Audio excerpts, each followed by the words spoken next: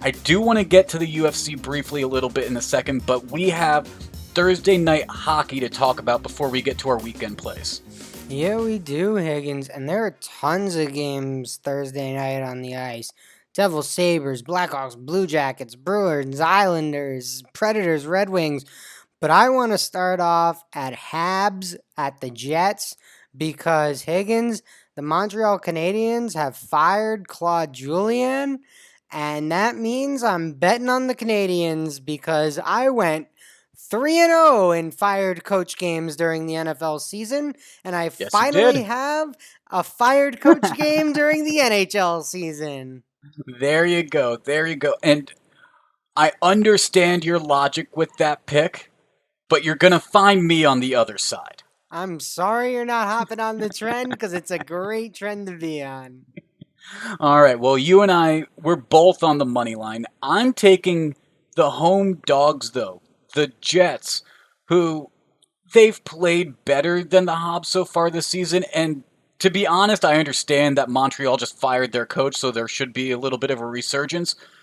But they lost back-to-back games to the Senators.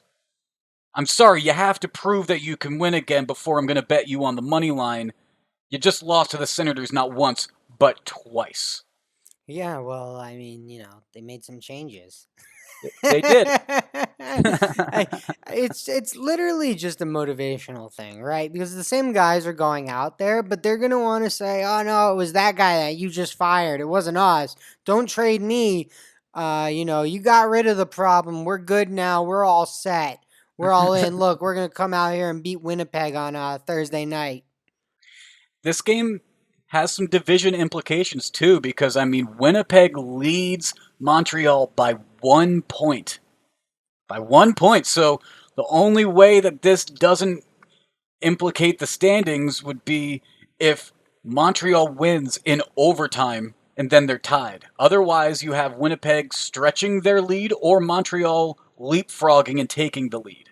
Yeah, no, it should be a great game to watch, Higgins, and I'm glad we're on opposite sides. And I'll make sure I break out my Canadians jersey and FaceTime you for this one.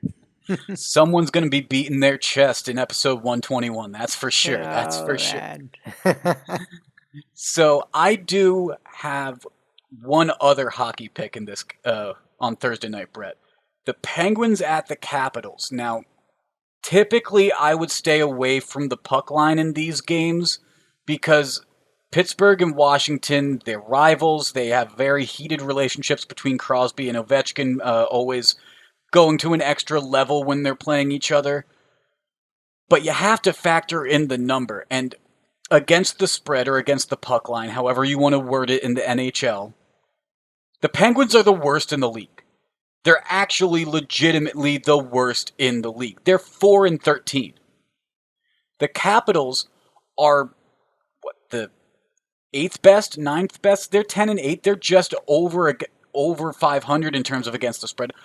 But Pittsburgh has been so bad that I am going to ignore the fact that Pittsburgh has won 4 of their 5 meetings so far this season.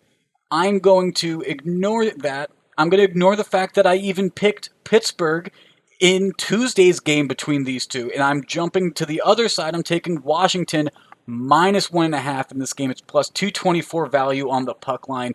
And I think that I don't expect Pittsburgh to grab both games in Washington. I'm just hoping that Washington's able to get an extra goal somewhere. And the one win that Washington has against Pittsburgh this season was a 3-1 victory. Jumping ship. I like it. So it's an interesting pick. There's some data that works with it, and then you look at the head-to-head so far, and that definitely works against me. But Pittsburgh, 4-13 against the spread this year. That's very interesting. You got to wonder how much of that was them at a 1.5 puck favorite. Yeah, I mean, that's interesting to look at as well. But yeah, I mean, Washington at minus 1.5 at plus 224. You might as well take the shot, Higgins. I like it. And if that one, I'm on 2 different Washington teams with over a plus 200. If one of them wins, then I'm up a unit between those two picks. No That's how one is a that's how I'll bigger look at it. no one is a bigger Washington sports fan than you on Thursday night. On Thursday night, I will be rooting for the DC teams. I will be a DC loyalist, that is for sure.